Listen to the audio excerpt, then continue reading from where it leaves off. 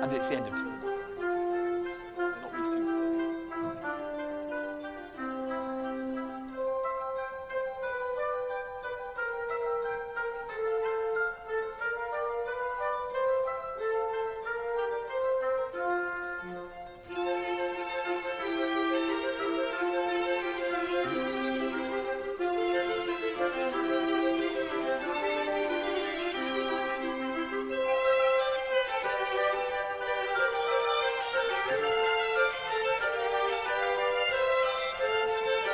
Oh, no, okay. What can we do it on this? Everyone, thank you for putting us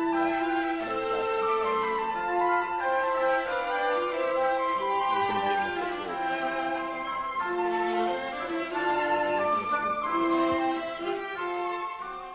Okay, thanks a lot for everybody for coming.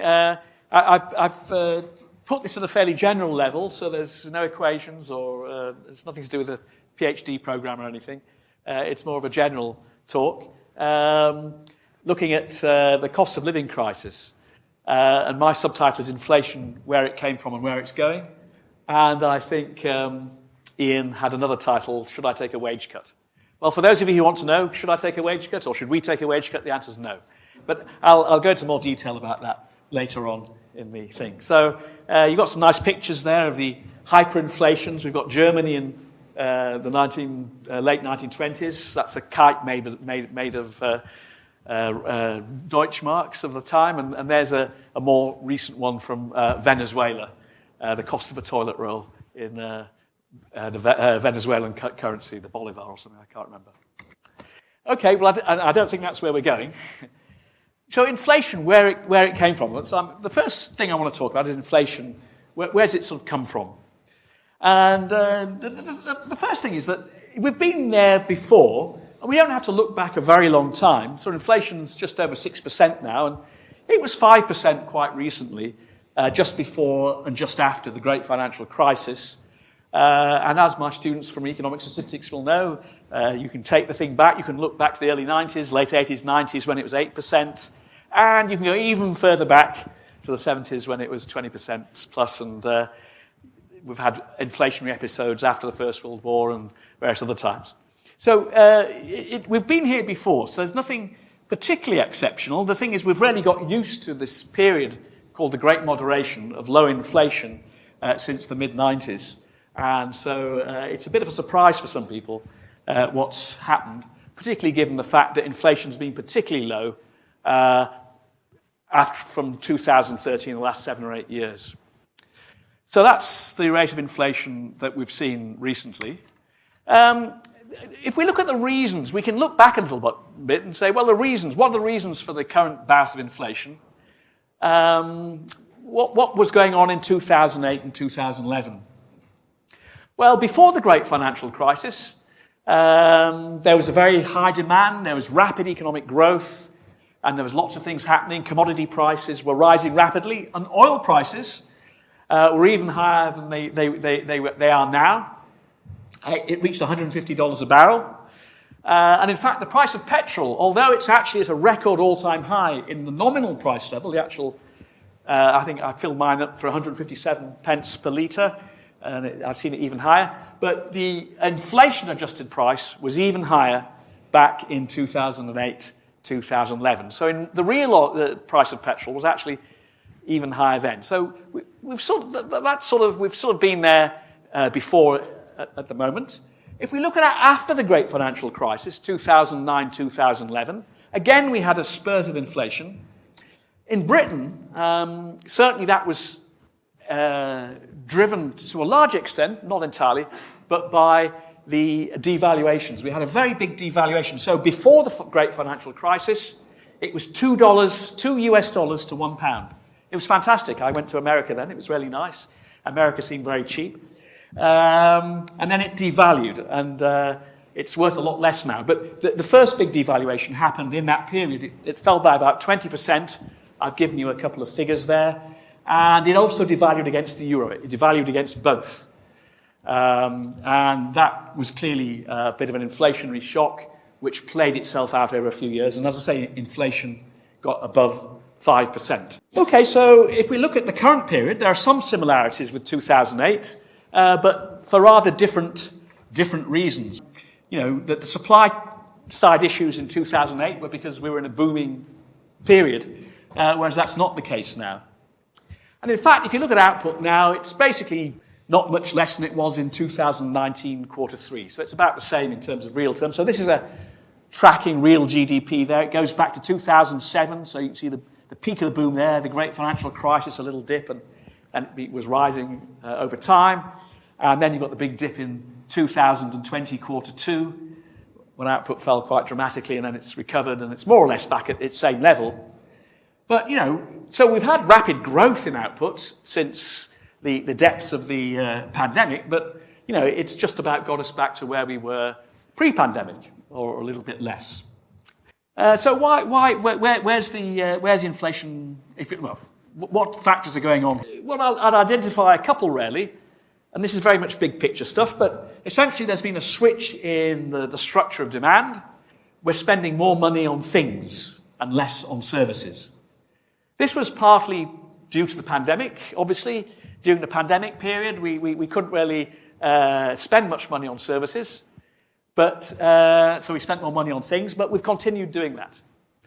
So there's still a change in the mix of consumer demand, that there's more on things and less on services.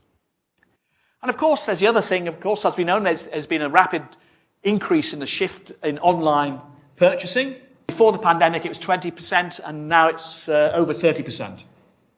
And just to give you a little bit of background on that to get to 20% before the pandemic took a good over a decade. So, you know, online purchasing really was a very, very minor thing before 2010, and it gradually took off. And yet, in the last 2 or 3 years, everything's been speeded up, and we've now got to over 30% of consumer spending's online. So in a sense, that's changing the way we buy things, and that changes, obviously, the way that things are arranged to enable us to buy things. So there's storehouses delivering us stuff rather than us going to shops. So now, these are big structural shifts which have happened very, very quickly. And that's different to what happened in the great financial crisis, because output went down. If we just pop back there.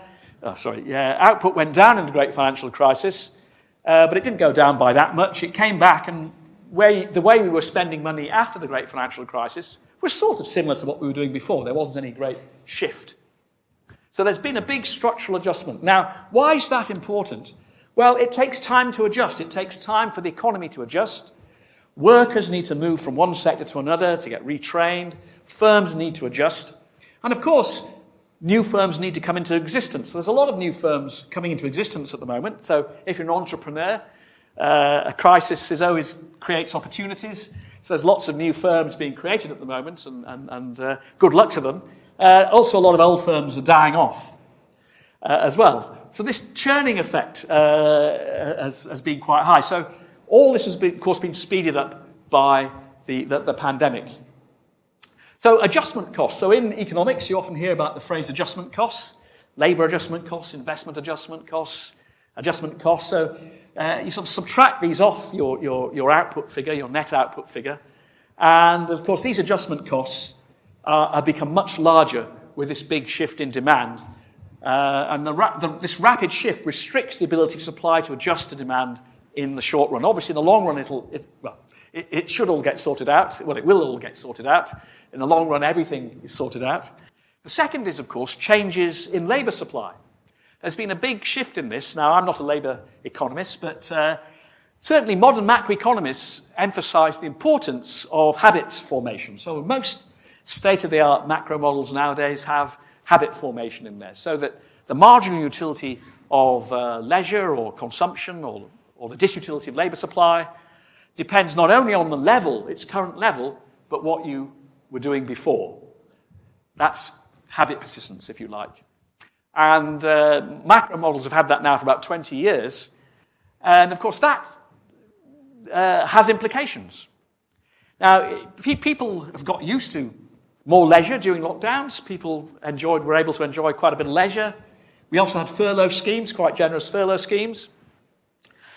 People are working from home, and people don't want to return to work or commuting in the same way they did before. Now, it's not clear completely what's the short run and the long run effects of this, but certainly in the short run, people don't seem to be wanting to return to the previous normal, and it looks like it's going to persist for quite a long time.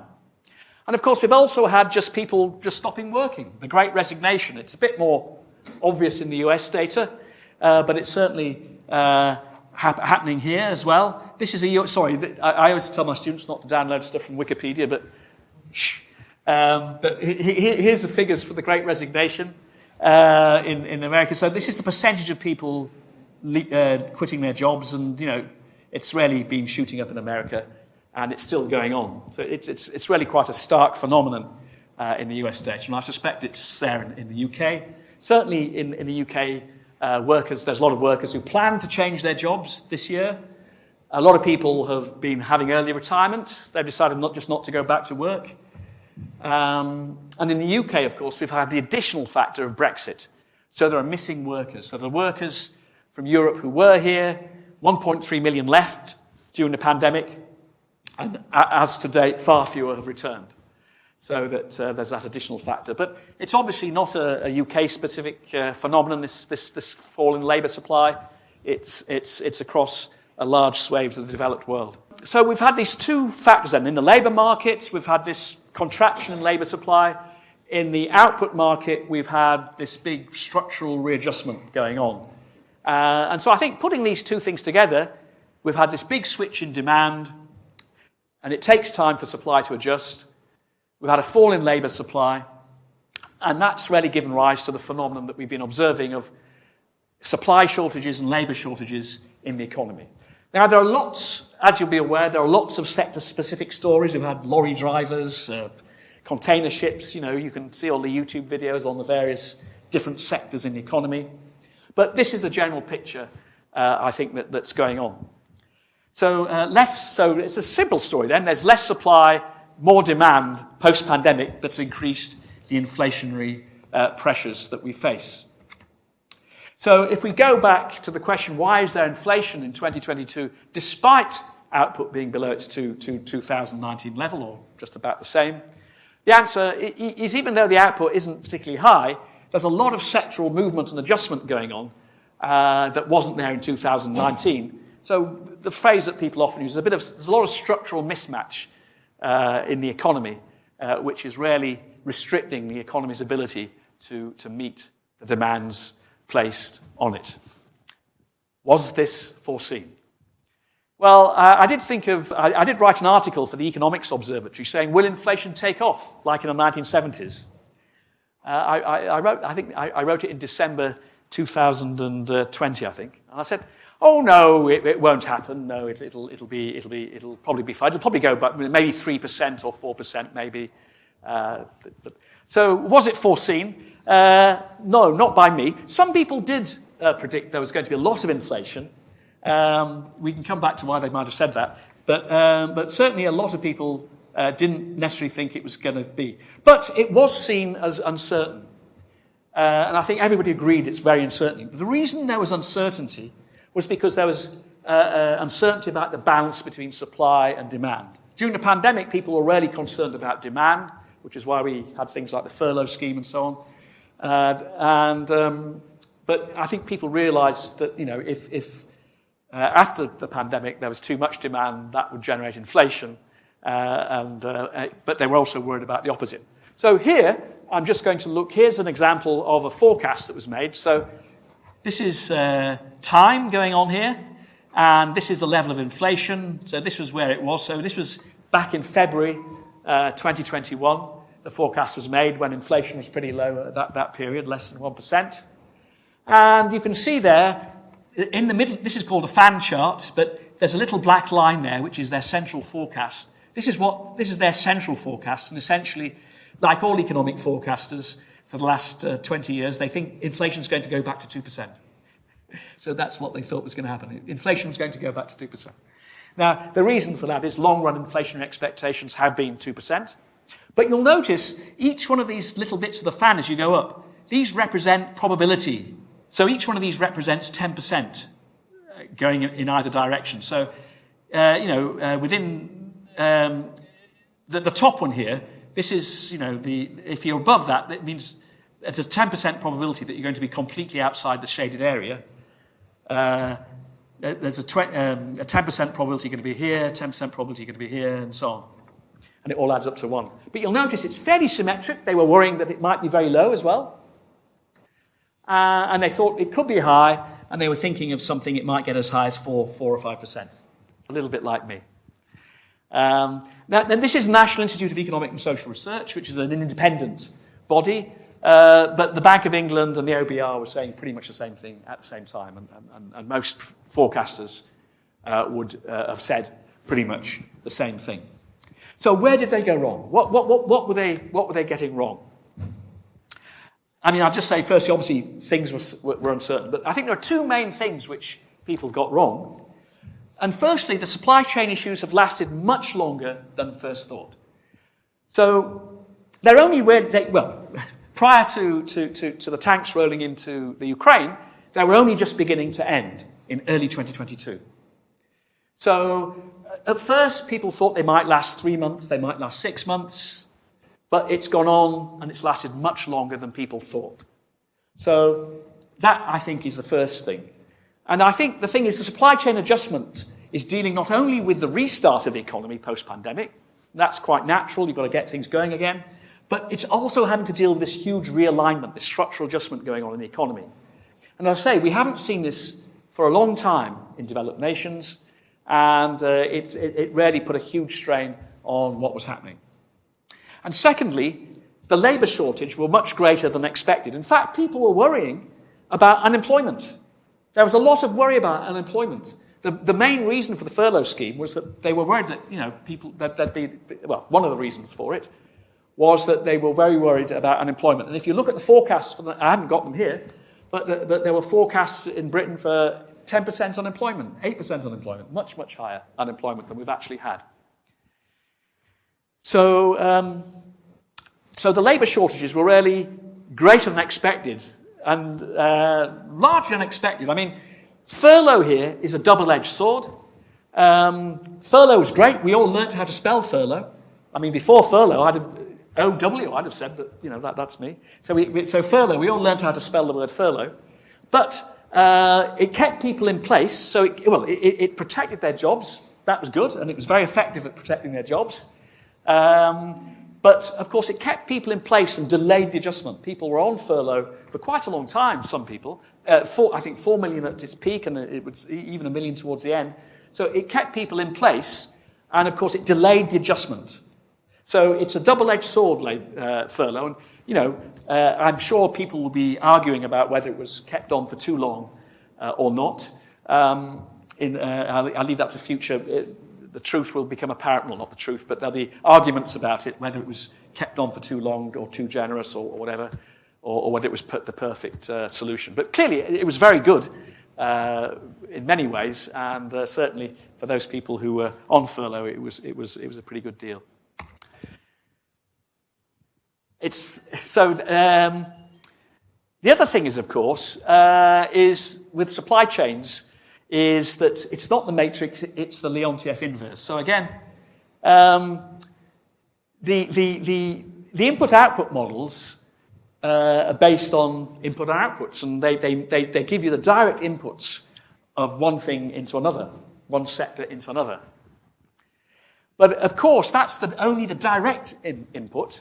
If you invert that, so Vasily Leontief did this, you look at what's called the Leontief inverse, it tells you how much from each sector goes into each other sector, directly and indirectly.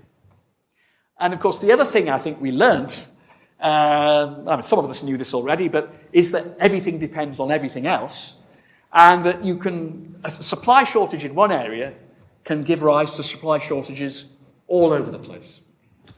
And I think that's something which people just write down a production function, output comes from capital and labour.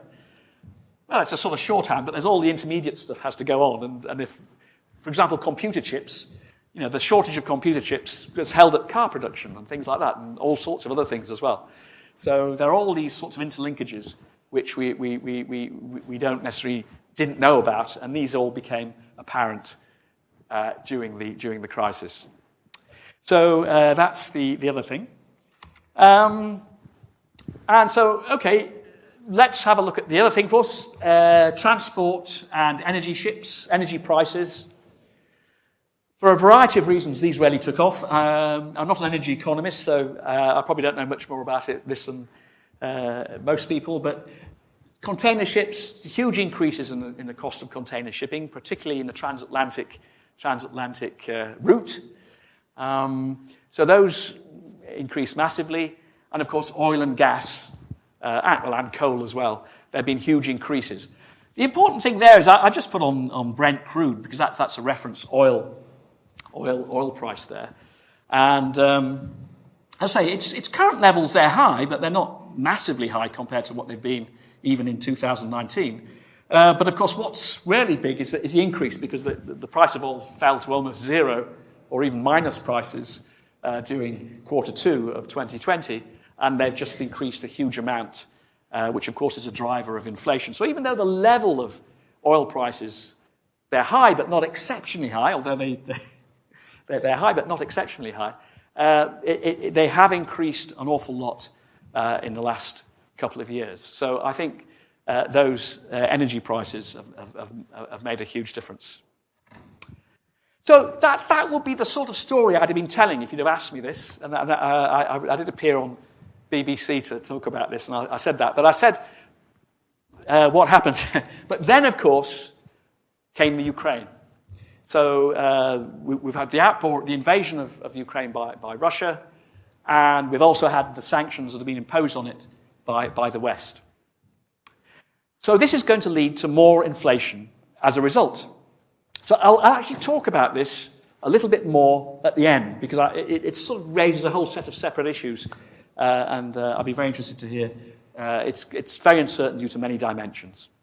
But what I'll do instead is I'll look at the current forecast, which NISA did last Wednesday. Was it last Wednesday when the inflation figures came out? Something. So here we have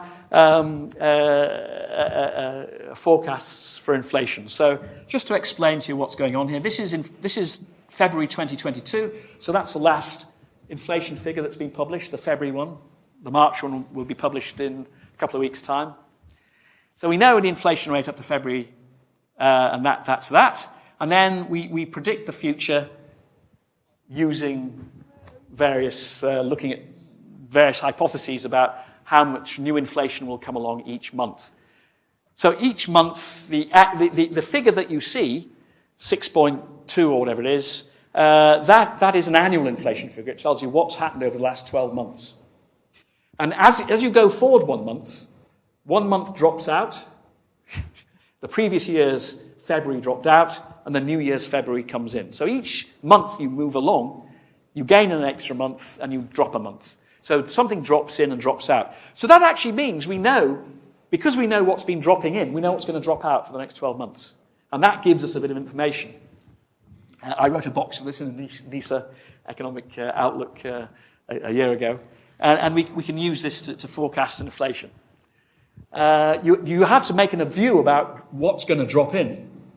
So here are the different scenarios. So this one here is what would happen if inflation were dropped in at the rate that's equivalent to the Bank of England's 2% target.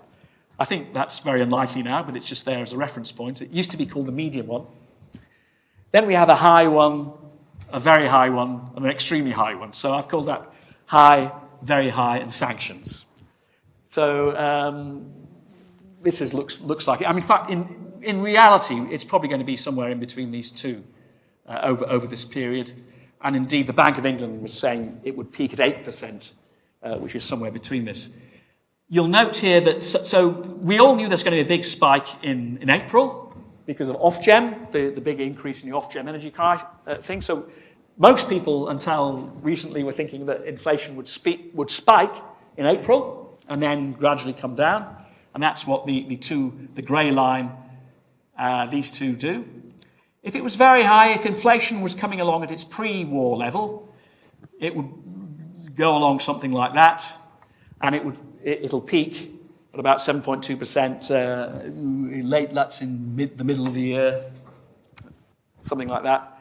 And of course, if inflation is at a higher level, then it can keep on increasing. It might go up to something like 9.3%.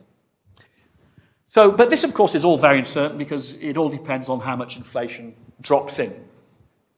But that's roughly what it might look like. So some people have been saying that inflation might get to over 10%. That's quite possible. But I think myself, it'd probably be lying somewhere between these two levels. But of course, it's all very uncertain and depends very much what happens in world geopolitics and on the ground in Ukraine and so on. Okay, so what about the cost? I've talked about inflation here. What about the cost of living? Well, as an economist, the inflation is the cost of living, but people like to use the cost of living because the phrase inflation sounds it's a bit like the City of London and people in suits talking about inflation, where the cost of living, it's reality. It's what you pay when you go into shops. The cost of living is rising rapidly. So this inflation figure is divided up into a variety of goods and services.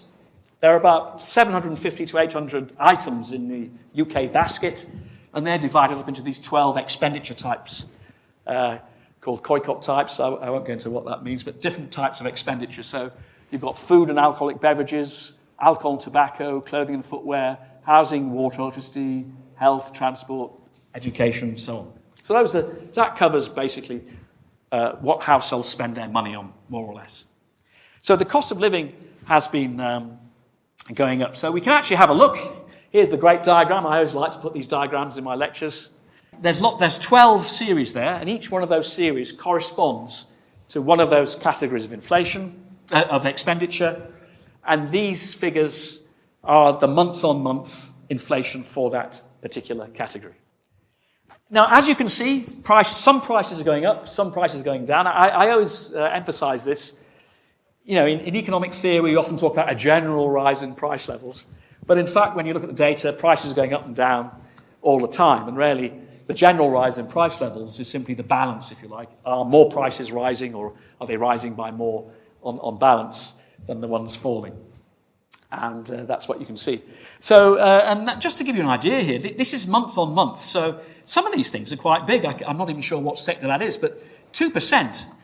Some of these things are over 2% in 1 month. That means in that sector, that type of expenditure, the prices were 2% higher than they were the month before. Now, that's a very rapid inflationary increase. Now, I don't know if there are any accountants here, but leaving aside compound interest, you can roughly say what's the equivalent annual inflation rate by multiplying the monthly rate by 12.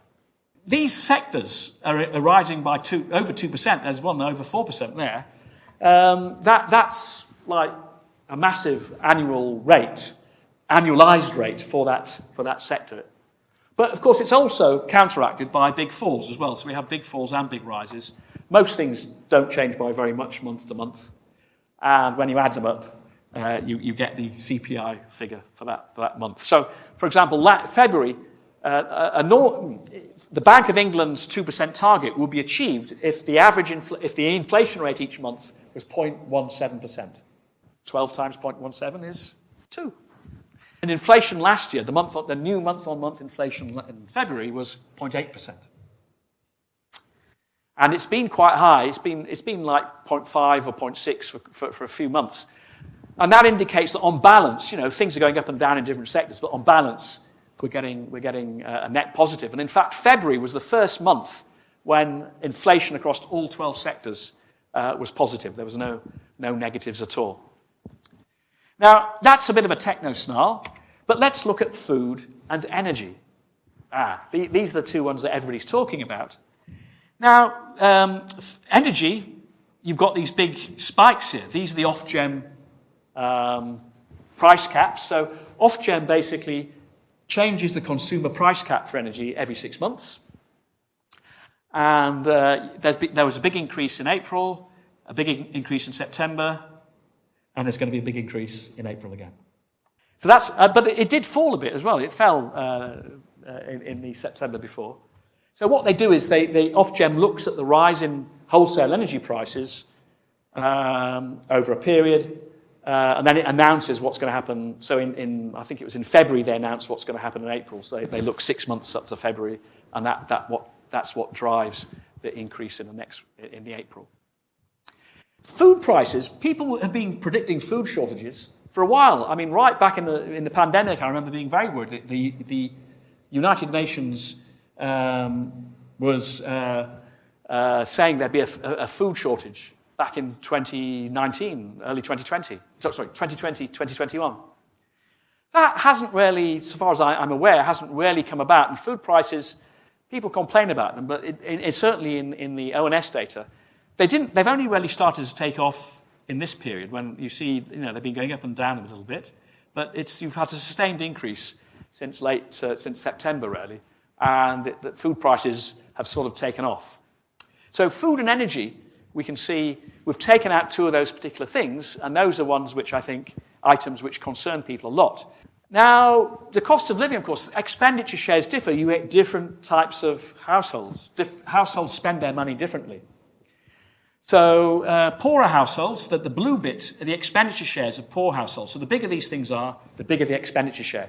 These are out of 1,000. So this is 25%. So this means poorer households spend a quarter of their income on housing, water, electricity, and other things, a couple of other things. Now, when it says a poor, this is actually the bottom 90th decile. So that's what it's looking at. It's not looking at the bottom decile, it's looking at the one just above that. And simply the high-income households are the ones just off the top. It's not the actual top decile, it's the one just below that. So as you can see, obviously rich people spend less on housing, water, food and energy than poor people. And same with food and non-alcoholic beverages. The one that really interests me is clothing and footwear. I never knew this till I saw the data. So I'd have thought that clothing and footwear... So what this is saying is that rich people spend more as a proportion of their income on clothing and footwear than poor people do.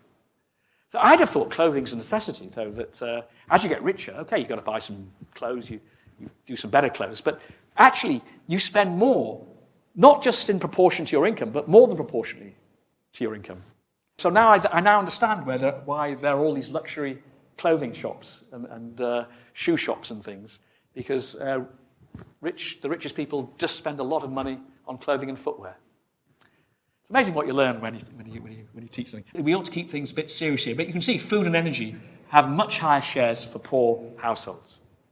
And so the effect of these increases in food and energy prices is borne primarily by low-income households. And there's an additional fact that, of course, food and housing and heating are necessities.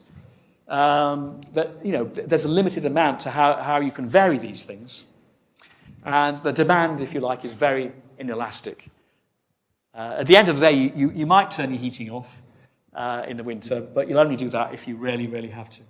And just to give you a simple example here, a two-person household, after-tax income of £20,000, that's about £1,600 per calendar month. So we can look at their living costs. So I've just done this is just a cameo. Rent, £600, rates £100 per month, car £100 per month, food £250 per month, energy £130, phone and internet £50, everything else £400. So this is a breakdown, before. And then we look at what happens when energy prices shoot up. Well, we have a big increase in energy prices from 130 to 200. And that's going to have if everything else remains the same, that's going to have a direct effect on everything else that people spend their money on. But if the other things rise by 10%, then the amount that's left over for everything else will fall even more. So there's a significant fall in discretionary expenditure in this case. Energy alone reduces it by 18%, and if other things go up, it'll reduce it by a mass. So it's going to have a huge effect on the discretionary expenditure of poor households. We could do the same thing for a rich household, and the impact would be almost negligible. Although if everything goes up by 10%, even they might be affected. But, okay, so what about wages then? Should I ask for a pay cut? This was the title which Ian Long gave me. The answer is no. So, but what if wages went up with inflation, would there be a cost of living crisis? Here we've got to be a little bit careful. Yeah, if wages kept up with inflation, no, there wouldn't be a cost of living crisis. But, and there's a couple of big buts here. So, if real wages and the purchasing power of wages keep up, then people will be able to maintain their previous expenditure patterns more or less unabated. I mean, it's quite difficult to get this to happen. Benefits and pensions need to keep up as well.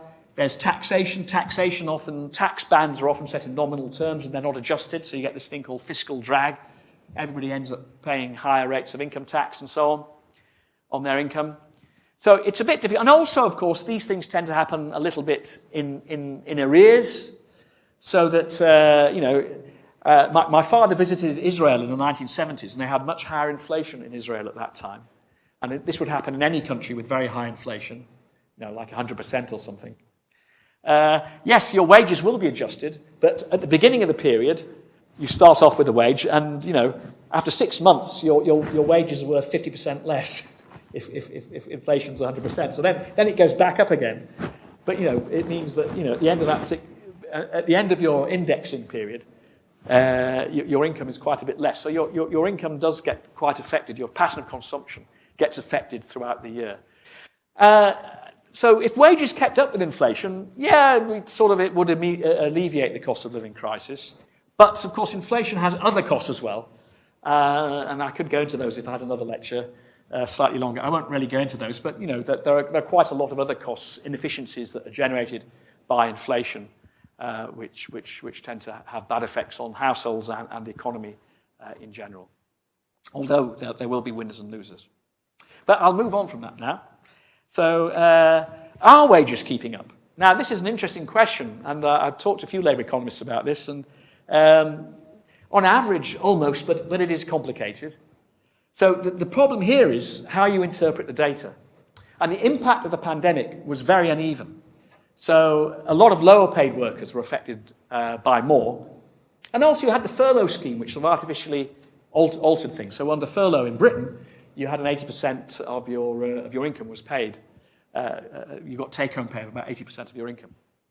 So it makes the whole thing much difficult to interpret the averages.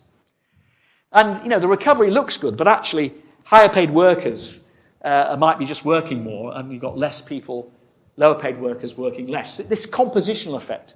So I'll just give you an example here. It's always good to have an example. So suppose you have an economy with two people, a manager earning 80k and a waiter earning 20k. So if the waiter loses their job, and you've just got the manager, the average pay goes from 50k to 80k when the waiter loses its job. So the average of 80 and 20 divided by 2 is 50.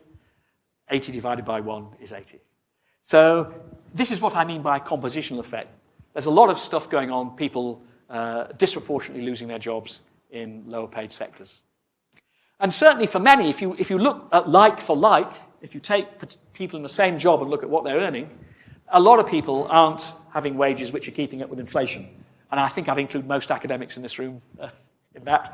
I don't think we're expecting to get a 6% pay rise. And, a lot of people aren't. But, there are some people who are getting pay rises. And if you just look at the average wages, you get a picture that looks a little bit like that. So it does look as if there's high wage inflation in the UK, if you just look at the average wages. But as I say, most people think that's just due to a compositional effect. There's a big debate about that, about the upgrading of pensions and the triple lock. I don't know if you heard about that. But pensions in the UK are supposed to be increased by the maximum of wages, wage inflation, price inflation, and something else. And the question was, should pensioners be having an 8% pay rise? It's very difficult to interpret what's going on in the labour market in terms of wages at the moment. But in my view, certainly many people will see their real wages fall as a result of this inflation, and it's not going to catch up in the short run. And I think that's particularly true in the public sector. a lot of nurses, teachers, university lecturers. And that's because the public sector is modelled on cash planning. The budgets are done in terms of cash. And unless Rishi Sunak, just raises everybody, all the departments he runs, raises their expenditure on health and education in line with inflation, we're going to get this cash planning effect, which is that the real amount available is going to fall. And there's a lot of pay deals going on at the moment, so we'll wait to see. We could end up with inflation-matching pay deals, and then we might start to get the dreaded wage price spiral. Some of you remember it. Has Kent gone home now? He's gone home now, has he? Anyway. Oh, no, there he is. He remembers it. The wage price spiral of the 70s. But if not, then real wages will fall. I'm not sure about that. I mean, real wages will fall. So it's a mixed... We will certainly have a mixed story then. Some will get inflation-busting wage increases, those in high-demand, shortage sectors. Some will be impoverished by it. For example, if you're a pensioner and you have a private pension that's not indexed to inflation, then you're not going to be in a good position. Only time will tell. So I think we'll have to wait another year to really get a clear picture on what's going on. Okay, I said I'd come back to Ukraine, the war in Ukraine. It's very hard to say what the impact of that's going to be on inflation. Things are changing all the time. Obviously, the war itself has very direct effects. It has a direct effect on output in the war zone and other affected areas, mainly disrupting activity in Ukraine itself and the closing of the Black Sea ports. These are fairly easy to predict because, sadly, we've seen many wars. There have been many wars. We've seen too many wars. But those things we can sort of get a grasp on. But there are indirect effects particularly through the sanctions which have been imposed in response. And the indirect effects in this case, or the sanction effect, will almost certainly be far bigger than the direct effects. And these are much harder to predict because sanctions have never really been done to a large economy like Russia for a long time. And one of the main bits of uncertainty is how the rest of the world will react to these Western sanctions. How are India, China, Africa, the Middle East, Latin America, and Southeast Asia going to respond to these sanctions? What will happen? Well, that's uncertainty. You can have your own opinion on that. But what is it going to have? We know there are going to be big effects on food, wheat and other grains. So there's a direct effect. Russia, Ukraine are major exporters of wheat and other grains. And indeed, prices of these started to increase even before the first hostilities started. So that's certainly a direct effect. But it's also an indirect effect as well because Russian grain will be sanctioned and that will have a major impact on the food supply. Secondly is fertilizer.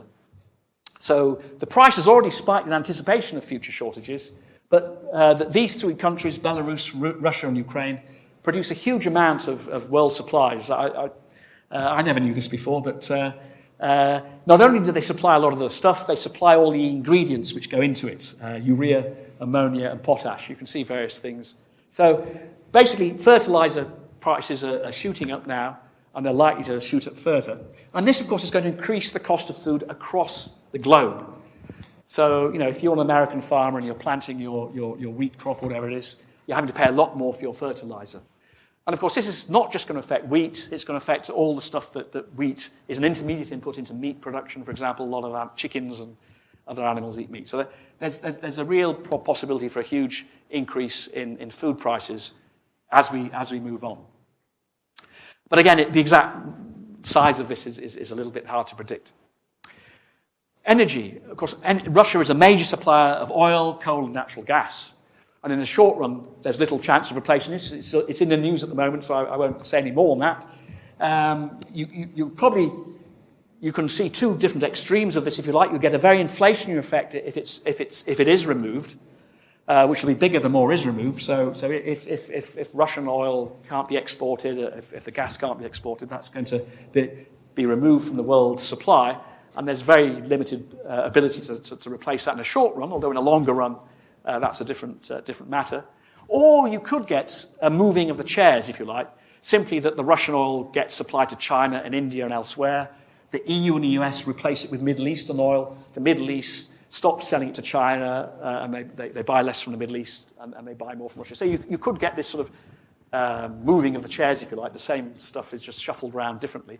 But obviously that would mean a complete change in supply chains, and it's not as simple as it sounds. Some other effects, and there's a huge list here. This is just every time you hear about it, there's more things. So neon. So about 50% of the world's semiconductor-grade neon.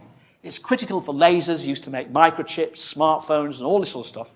It's made by 2 Ukrainian companies, Ingas and Cryoin.